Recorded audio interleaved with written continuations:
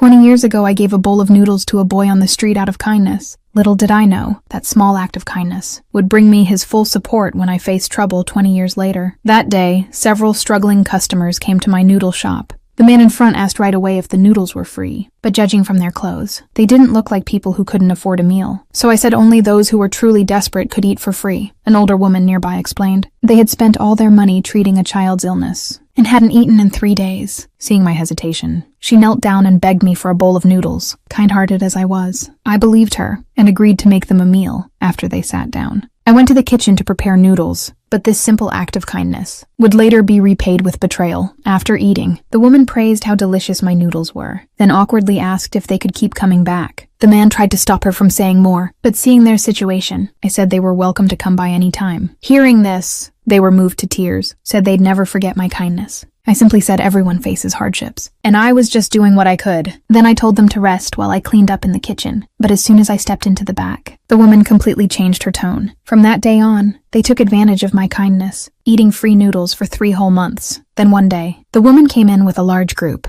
I was stunned and asked what was going on. She boldly replied, "They came to eat noodles." I pulled her aside, told her I couldn't afford to feed so many people, but she didn't care, said since I offered free noodles, and they were all struggling, it was my duty to help them. The man also stepped in, trying to get her to tone it down, but she revealed their true motive. She said the company manager had received advance notice that a large donation was being sent to my shop, so he bribed their family, promising to give them $50,000 and hand over the noodle shop afterward. They agreed immediately out of greed. What they didn't know was that the company's CEO was the same boy I gave noodles to 20 years ago. After years of hard work, he had become the richest man alive, and the first thing he wanted to do was find the person who once helped him back at the noodle shop. They kept pressing me. I had no choice but to agree to make them noodles again. But then, the woman pulled out an unknown liquid. The man made up an excuse to send me away, while she poured the substance into the soup. After they finished, the woman called a news station to report me. Soon, reporters arrived and went live, claiming my shop had food safety issues, and that I needed to cooperate with an investigation. I was stunned. Tried to explain it was all a misunderstanding, but the staff detected severe contamination. The crowd watching turned on me, blaming me for everything. The breaking news quickly caught the CEO's attention. He immediately recognized me as the woman he was searching for and ordered his assistant to go to the shop right away. Meanwhile, the stress made me fall ill, but the woman still wouldn't stop.